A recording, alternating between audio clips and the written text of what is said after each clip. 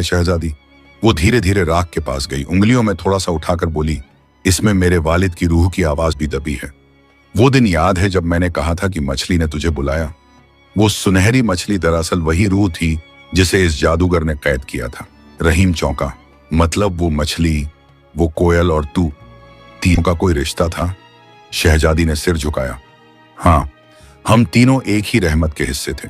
जब जादूगर ने मेरे वालिद को जलाया तब उसने मेरी आत्मा का एक हिस्सा तोड़कर कोयल में बदल दिया और दूसरा हिस्सा उस मछली में। हमारी तकदीरें एक दूसरे से बंधी रहीं और तू वो जरिया बना जिसने हम सबको आजाद किया। रहीम की आंखें भीग गईं। उसने धीमे स्वर में कहा, तो वो सुनहरी मछली इंसान नहीं, तेरी रूह का हिस्सा थी? शहजादी ने कहा, हाँ रहीम, और इसलिए तू चुना गया था। उसने तुझमें वो सच्चाई देखी जो किसी बादशाह में भी नहीं थी। रहीम ने कहा, मैं तो बस एक गरीब मछुआरा था जिसके जाल में कभी मछली नहीं फंसती थी। शहजादी मुस्कुराई, इसीलिए तो तुझे चुना गया, क्योंकि अल्लाह हमेशा वही दिल देखता है जो टूटा हो मगर झुका ना हो। वो आगे बढ़ी बोली, अब तुझे एक और बात जाननी चाहिए। असली सुल्तान कभी मरा नहीं। जादूगर ने उसके जिस्म को जलाया मगर उसकी रूह इस रियासत के पानी में बस गई। जब तू बूटी के तालाब में नहाया तो उस रूह ने तुझे अपनी रहमत से ढक लिया। रहीम चौंक गया। तो वो नूर जो मेरे जिस्म से निकला था? शहजादी बोली, वो तेरे अंदर अल्लाह की कुदरत का असर था। उसी नूर ने तुझे जादूगर से बचाया। रहीम ने कहा, शहजादी, अब रियासत तेरा इंतजार कर रही है, तू ही असली वारिस है। उसने कहा, रहीम, मेरा काम अब खत्म है। अब इस रियासत को वो चाहिए जिसने सच्चाई के लिए अपनी जान दांव पर लगा दी। रहीम बोला, मगर मैं राज नहीं चला सकता।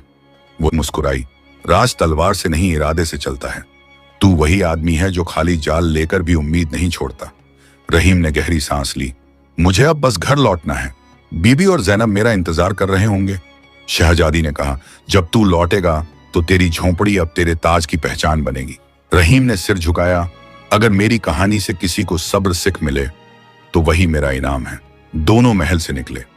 रास्ते में हवा शांत थी मगर रहीम के भीतर तूफान ठहर चुका था। जब वो अपने गांव पहुंचा, बीबी दहलीज पर बैठी थी। जैसे ही उसने रहीम को देखा, आंखों से आंसू बह निकले। जैनब दौड़ती हुई आई और बोली, अब्बा, तू सचमुच लौट आया।